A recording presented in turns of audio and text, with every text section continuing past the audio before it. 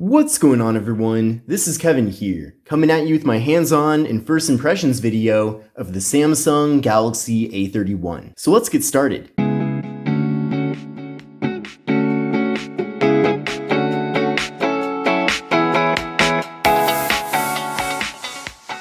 So this is the Samsung Galaxy A31. One of the latest devices from Samsung in their A series line. Now this phone is available factory unlocked. This is the international variant of the phone. And at the time of me recording this video, you can get this device for around $250. Now take a look at the link in the video description to see the most up-to-date pricing, because I'm sure as time goes on, the price of the device will go down. But here is the box. You can see here that we do get kind of an ugly sticker on the front. I'm not sure if every A31 that ships gets this sticker. I certainly hope not. And whoever's responsible for putting these stickers on these boxes, please don't do it anymore. The stickers really don't come off. And if you do try to peel them off, there is like a really nasty residue. So just don't put the stickers in the box anymore. Just put a promo sheet in the package or something. I don't need to have this ugly sticker on the front of the box. But anyway, with that point aside, this is the Prism Crush White variant of the phone. You can also get it in Prism Crush Black and Prism Crush Blue. But overall, there's not much else on the actual box itself. So we'll open this up here.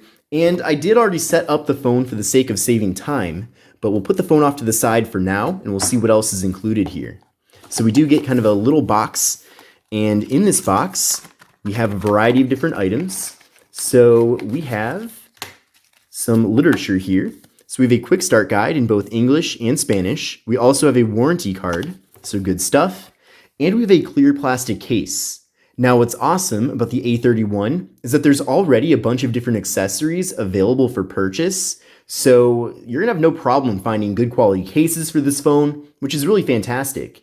But it is cool though that we do get kind of this cheaper, thin plastic case included for free. Now here are the rest of the contents in the box. So we do get an adaptive fast charger. So that's really nice. We also get a SIM card removal tool. We get some 3.5mm headphones. And we get a USB-C cable. So you can use this, of course, for charging and data transfer. But here is the actual Samsung Galaxy A31 itself. And I've got to say, I've been really excited for this phone, and you'll see why. Now this device features a very large 6.4-inch display. The display itself is Super AMOLED. It's a 1080p display. We're getting a PPI of 411. We're getting a 20:9 aspect ratio and an 84.9% screen to body ratio. So despite this phone not being too expensive, it really is a beast. Now you can see the display itself is super sharp looking. This is probably one of the best displays that I've seen on a device in this price range, and I just think it looks really fantastic. Here's the phone up next to the Samsung Galaxy S20 Ultra for reference. So the Ultra is a larger device, but I'll tell you what, the A31 is pretty big, so that's a good thing because you'll be able to see content on this display very clearly. It's going to be a great phone for watching video content especially, and if you're really into social media, it's going to be a great experience here as well. But we'll talk about that more in a whole separate video, of course. But I just want to let you know that this phone has an excellent looking display.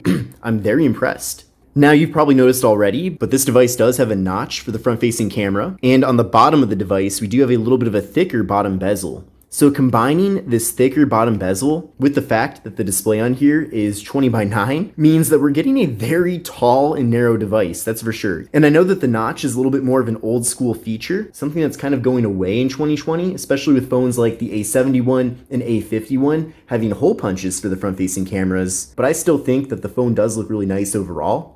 And of course, you are going to be saving some money going this route versus the A51. Now, as soon as I can, I will be buying the A41, and I'm really curious to see how that compares. There are so many phones coming out in the A series, but that means a lot of awesome content for all of you to watch. Now, the front-facing camera on here is 20 megapixels, and I'm really looking forward to showing you what the results from that look like in my full review video about the phone. This is the 128 gigabyte variant of the device. And if that's not enough storage for you, we also get SD card expansion. Now there's no wireless charging with the Galaxy A31, as you'd imagine, but we do get a fingerprint sensor. So you can use the fingerprint sensor to unlock the phone, which is really awesome. We also have face unlock with the device as well. And on the back of the phone, we have a quad camera setup. So we have a 48 megapixel main camera, an 8 megapixel ultra wide angle camera, a 5 megapixel depth sensing camera, and a 5 megapixel macro camera.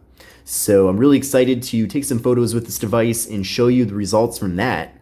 But I have a good feeling about the cameras on here because it seems like in general, all of Samsung's A series phones typically do take really great photos and videos. Now you do get portrait mode with both the front and rear cameras on this phone, so that is really awesome as well. Now internally with this device, we're getting 4 gigabytes of RAM, and we're getting the MediaTek Helio P65 processor. Now, if you're not a fan of MediaTek, you should definitely rethink things a little bit because the company has been putting out some pretty decent processors in the last year, especially their Helio line of processors. So I've actually never used a device with the Helio P65, but I have used the Helio P60 and the Helio P70.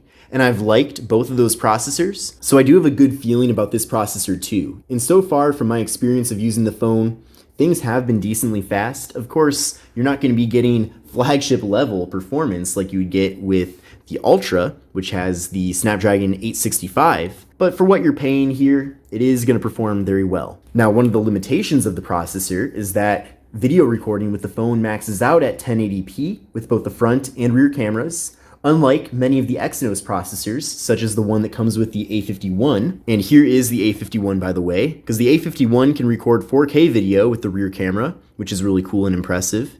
And by the way, I know I'm all over the place with this video, but here is a side-by-side between these two phones, and you can see that we do get a slightly larger display with the A51 at the expense of having a smaller bottom bezel. So again, stay tuned for a future video where I really go into detail comparing these two devices, but overall, so far, I am very impressed with both phones. Now, another cool thing about the Samsung Galaxy A31 is that we're getting a 5,000 milliamp hour internal battery. So a very beefy battery, and you can recharge that battery quite quickly with the 15-watt fast charger. Now, the software on here is Android 10, and at the time of me recording this video, the phone does have the March 1st, 2020 security patch, so let's hope that Samsung does continue to roll out those security patches. But this phone has all the different goodies that you'd expect to find with Samsung's One UI 2.0, such as the App Edge on the side of the device, and many other things too.